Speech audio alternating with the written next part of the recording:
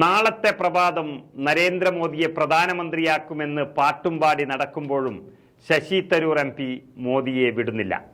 മഹാത്മജിയെ അറിയാത്ത നരേന്ദ്രമോദി ഈ രാജ്യം ഭരിക്കാൻ അർഹനല്ലെന്ന വ്യക്തമായ മുന്നറിയിപ്പാണ് തരൂർ MP മോദിക്ക് തന്നെ നേരിട്ട് നൽകിക്കൊണ്ടിരിക്കുന്നത്.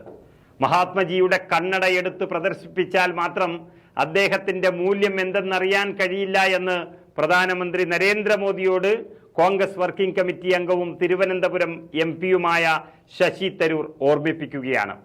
രാഷ്ട്രപിതാവായ മഹാത്മജിയെ ഇകഴ്ത്തിക്കാണിച്ച നരേന്ദ്രമോദിയുടെ നിലപാടിൽ രാജ്യം പ്രതിഷേധിക്കുന്ന അങ്ങനെയുള്ള ഒരാൾ ഈ രാജ്യത്തിന്റെ പ്രധാനമന്ത്രിയാകാൻ യോഗ്യനല്ല എന്ന വ്യക്തമായ മുന്നറിയിപ്പാണ് ശശി തരൂർ MP ഇന്നും നൽകിയിരിക്കുന്നത്.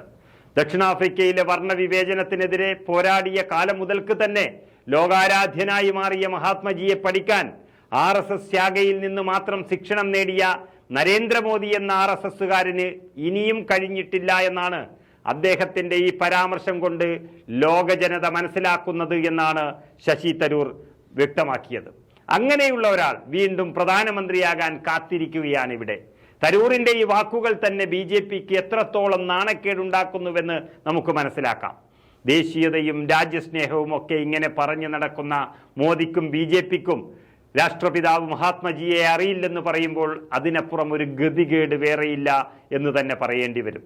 മാത്രമല്ല, ഗാന്ധിജിയുടെ ആത്മകഥയായ എൻ്റെ സത്യാന്വേഷണ പരീക്ഷണ കഥ എന്ന പുസ്തകം മോദിക്ക് അയച്ചു കൊടുത്തിരിക്കുകയാണ് ശശി തരൂർ MP.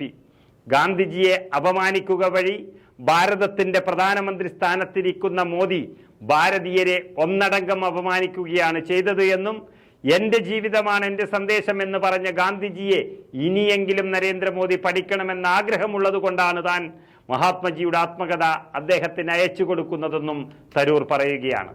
ശരിക്കും പറഞ്ഞാൽ ശശി തരൂറിന്റെ വാക്കുകളെല്ലാം നമ്മൾ പറഞ്ഞതുപോലെ ഇവിടെ ഒതുങ്ങുന്നതൊന്നുമല്ല.